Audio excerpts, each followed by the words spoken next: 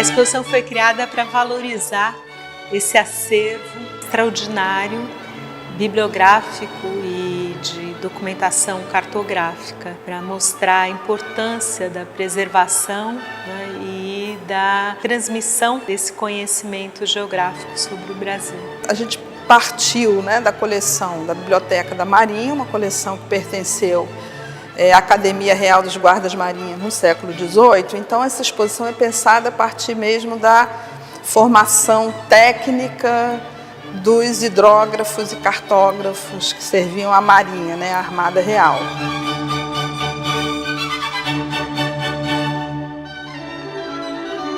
Na primeira sala, a gente trouxe um ambiente do trabalho dos cartógrafos, tanto o trabalho de campo quanto o trabalho de gabinete. Então, esse gabinete, né, itinerante, ou um observatório itinerante, é um conjunto de instrumentos portáteis, o que permite a medida.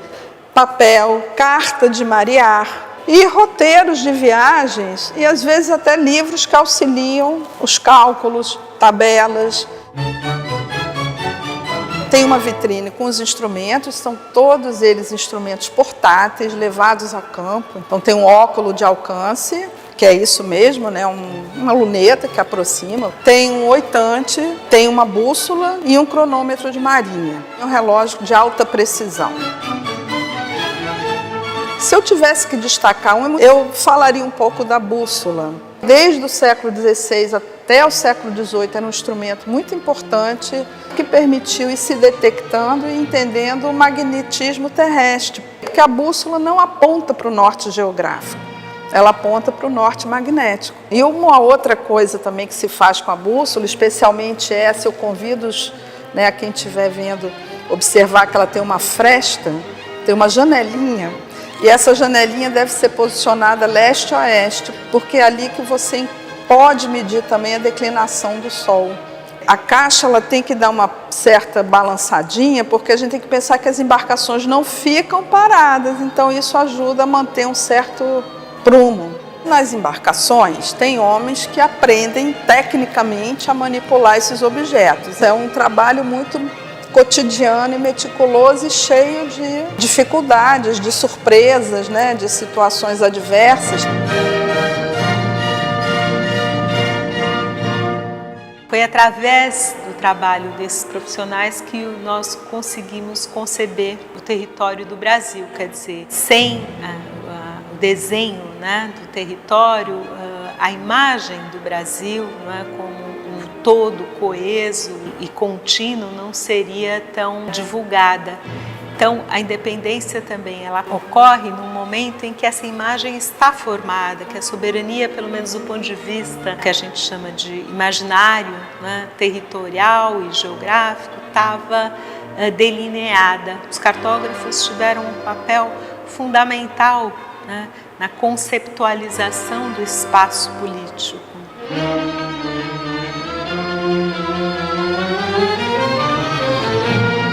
Essa ideia de uma cronologia constelada, uma cronologia que permita fazer uma leitura sincrônica dos eventos. Então nós fizemos esse levantamento, começamos em 1750 e terminamos quando Portugal reconhece a independência do Brasil, e nós passamos essa informação para Fernanda de Minices, que é a nossa museógrafo e que concebeu esse espaço expositivo, e ela transformou a cronologia numa constelação.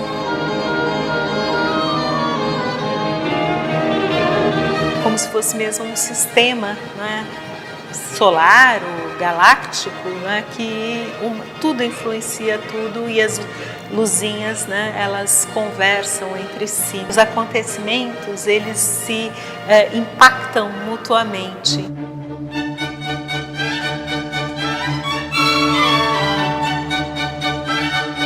A Sociedade Real Marítima e Militar foi criada com muitos objetivos no horizonte, entre os quais refazer a cartografia de todo o Império Português. Foi dado muito destaque à América sob domínio português. Houve um estímulo, né, da coroa, através da Sociedade Real Marítima e Militar, para que todos os engenheiros navais, mas também os pilotos, os navegadores que não eram necessariamente formados em instituições, fizessem mapas da costa do Brasil entre Belém do Pará e a Bacia Platina.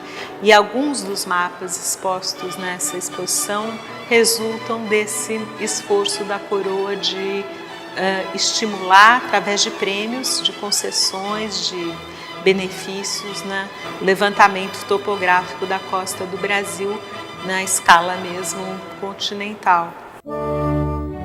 Depois da criação da Sociedade Real, a ideia é que a coroa quer ter o monopólio da impressão de mapas no Império Português.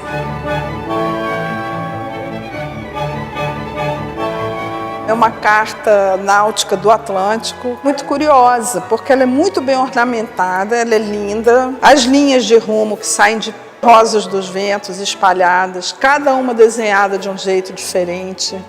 A rosa dos ventos costuma ter de 16 a 32 braços. Geralmente elas têm a flor de lis, que tem a indicação para o norte. Essa rosa dos ventos, que tem uma flor de lis ricamente decorada, ela possui a representação de um indígena sentado sobre um globo com os olhos vendados. Isso se pôde ver com ampliação digital, porque nós não víamos.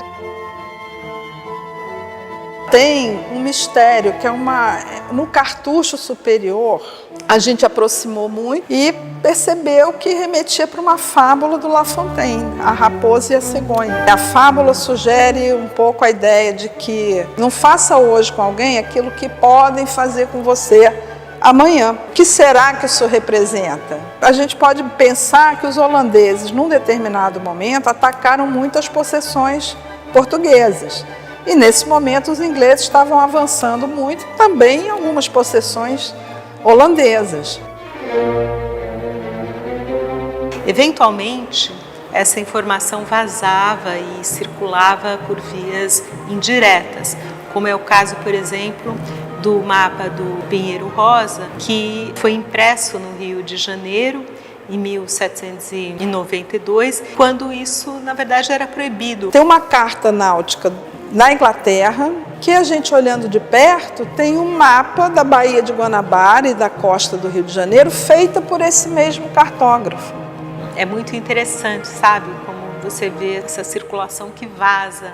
Esse mesmo mapinha impresso no Rio de Janeiro, que era proibido, mas que também foi copiado por um cartógrafo castelhano que atuava ali em Buenos Aires, e tem uma outra cópia disso que foi dedicada à Academia de Ciências, ou seja, embora esteja escrito impresso, né, no Rio de Janeiro, em tese não poderia circular, mas que chegou na mão dos ingleses e que aí ganhou as estampas, né, de vários atlas europeus.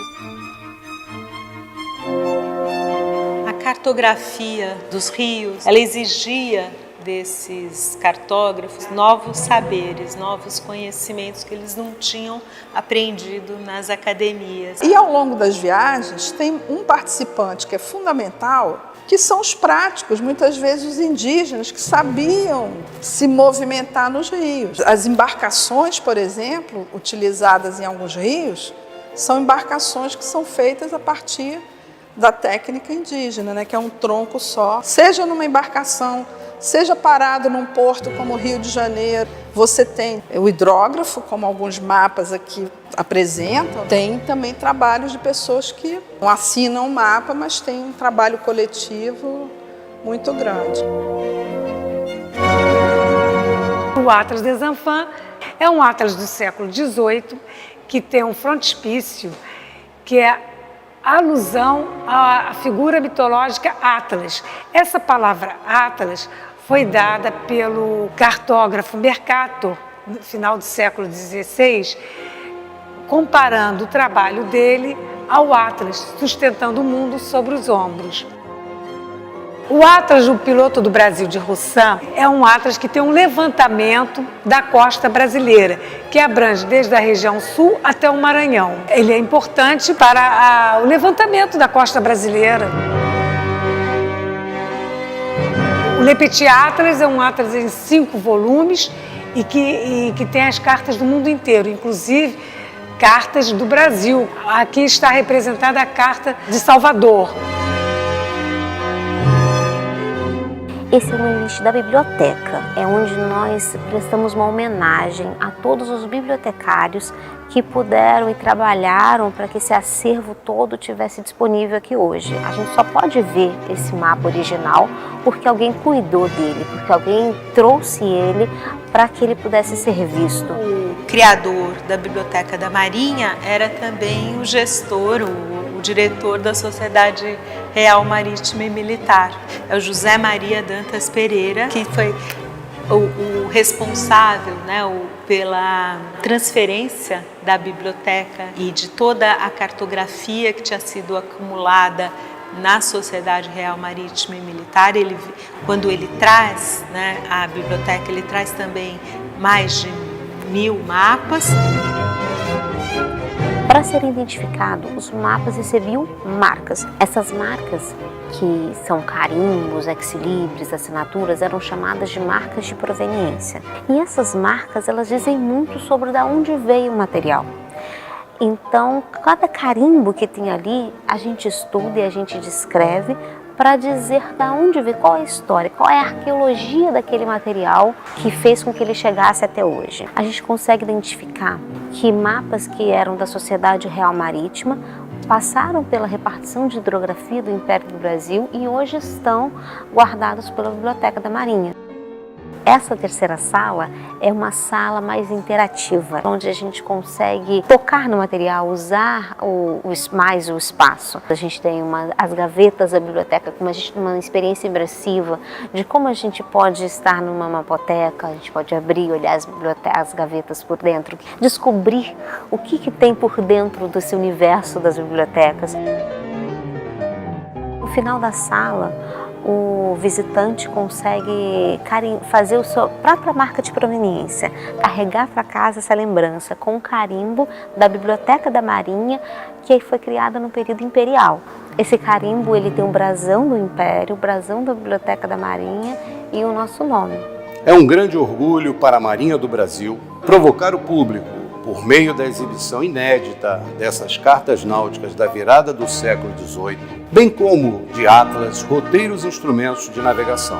Eles nos levam a refletir sobre a independência do Brasil e sobre a constituição e o desenvolvimento de sua identidade marítima. São histórias que se conversam, misturam e navegam lado a lado, ou como dizemos na linguagem marinheira, navegam em formatura, em linha de frente, sob a preciosa curadoria de Heloísa, Iris e Maria Dulce, os profissionais da Diretoria do Patrimônio Histórico e Documentação da Marinha, em especial de nosso Departamento de Museologia e da Biblioteca da Marinha, deram visibilidade a um acervo único, valioso, que nos leva a descobrir, sob uma perspectiva original, o processo de formação de nosso país e a entender o papel da cartografia do Atlântico Sul na construção do Brasil independente.